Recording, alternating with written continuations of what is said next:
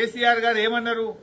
11 నెలలలో ఈ రాష్ట్ర ప్రజలు తాము ఏం కోల్పోయారో అర్థం చేసుకుంటున్నారు అని కేసీఆర్ గారు అన్నారు. ఇందులో తప్పు ఉన్నదా? ఈయన రేవంత్ రెడ్డి అంటాడు తెలంగాణ ప్రజలు ఏమీ కోల్పోలేదని, పైగా ఎంతో పొందారని రేవంత్ రెడ్డి గారు మాట్లాడుతున్నారు. ఏం పొందిండ్రు నాయన? ఏం పొందిండ్రు? నేను చెప్తా, లెక్కలతో సహా ఆధారాలతో సహా ఏం కోల్పోయారో నిరూపించడానికి నేను సిద్ధంగా ఉన్నా.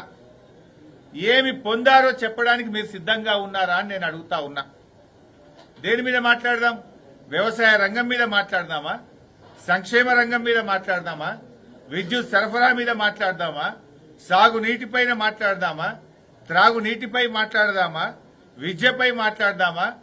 ఆరోగ్యంపై మాట్లాడదామా? అప్పుల మీద మాట్లాడదామా? ఏ టాపిక్ మీద మాట్లాడదామో నేను చర్చకు సిద్ధం.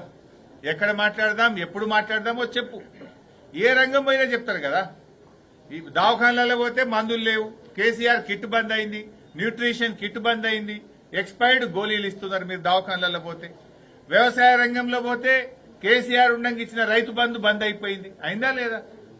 కరెంటు రంగం చూస్తే రైతులకు మున్పట్లాగా కరెంటు వస్తలేదు, కాలిపోయే మోటార్లు, పేలిపోయే ట్రాన్స్ఫార్మర్లు, మళ్ళా వచ్చిరాని కరెంటుతో రైతులు గోసలు పడతా ఉన్నారు.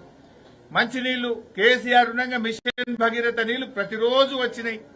ఇప్పుడు ఆ నీళ్లు కూడా కొన్ని గ్రామాలకు రాని పరిస్థితి, త్రాగునీటి కోసం కూడా ప్రజలు ఇబ్బంది పడుతున్న పరిస్థితి. విద్య మీద మాట్లాడదామా?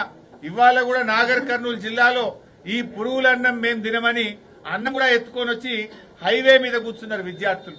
ప్రతిరోజు ఎక్కడో ఒక దగ్గర విద్యార్థులు రోడ్ల మీద కూర్చుంటున్న పరిస్థితి. ఒక ఆదిలాబాద్ జిల్లాలో 92 మంది విద్యార్థులు ఆ విష ఆహారం తిని ఆసుపత్రుల పాలైనరు. 2 పిల్లలు విష జ్వరాలతో చనిపోయిన పరిస్థితి. రేవంత్ రెడ్డి గారు వచ్చినాక 36 మంది విద్యార్థులు ఈ రాష్ట్రంలో గురుకుల విద్యార్థులు చనిపోయినారు. యావరేజ్ గా నెలకు 3 పిల్లలు పొట్టన పెట్టుకున్నటువంటి చరిత్ర కాంగ్రెస్ పార్టీ. మరి ఏం కోల్పోలేదని ముఖ్యమంత్రి గారు మాట్లాడుతుంటాడు.